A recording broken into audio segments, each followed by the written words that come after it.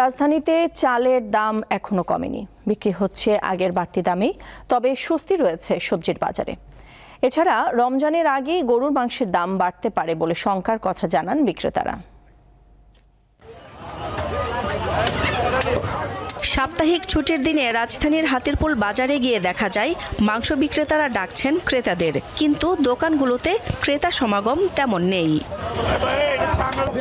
শবে বরাতের আগে গরুর মাংসের দাম বাড়ার কথা জানান বিক্রেতারা। ভোক্তাদের দাবি, গরু ও খাসির মাংসের দাম কমানো দরকার। আগামীতে সামনে কিছু বাড়তে পারে, যেহেতু গরুর দাম এখন বর্তমানে এক একটা গরুতে ৩,০০০-৪,০০০ টাকা করে বাড়তি এখনই চলতে হইতেছে। তো সামনে সবরাইতের আগেই মনে করেন যে গরুর মাংসের দাম কিছু বাড়বে। আমি গরুর মাংস কিনলাম 2 কেজি, আজকে 750 টাকা করে কেজি কিনলাম। উনি আবার বলতেছে কালকে থেকে নাকি আপনার 800 টাকা কেজি হয়ে যাবে আর কি।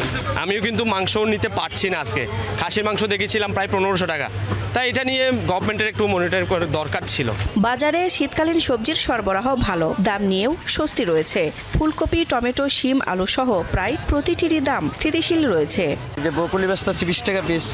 এই যে হলুদ কপি এটা আনছে আজকে নতুন, এটা হলো 20 টাকা কিনা, তারপর হলো 30 টাকা 40 টাকা বেচা। এরকম শীতকালীন সবজি এমনি দাম কম, আপনারা জানেন। টমেটো মনে করেন আমরা 40 টাকা কেজি, সিম 40 টাকা কেজি, 30 টাকা কেজি, বিচিয়ালাটা 50, ফুলকপি 30 টাকা, 25 টাকা, 20 টাকা পিস। দাম আমার এখন মনে হচ্ছে সব সহনীয় পর্যায়ে আছে, কোনোটাও মনে হচ্ছে বেশি না। আগের বাড়তি দামে বিক্রি হচ্ছে চাল। মিনিকেট কেজি প্রতি 85 টাকা ও নাজের শাইল 76 থেকে 90 টাকা দরে বিক্রি হচ্ছে। আদা, রসুন ও পেঁয়াজের দাম নিয়েও অভিযোগ অনেকটা কমেছে। 28, 58, 60 আর মিনিকেট 80, 78।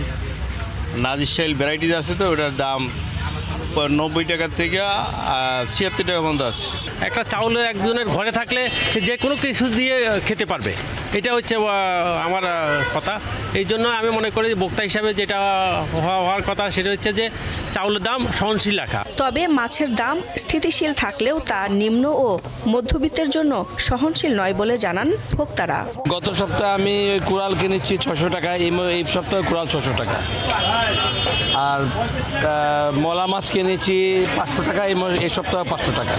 মাছের দাম বেশি এখানে, সবজির দাম কম আছে। রমজানকে কেন্দ্র করে বাজারে যেন নতুন করে অরাজকতা তৈরি না হয়, সেদিকে লক্ষ্য রাখতে সরকারের প্রতি জোর দাবি সাধারণ মানুষের। দিলশা দানি, দীপ্ত সংবাদ, ঢাকা।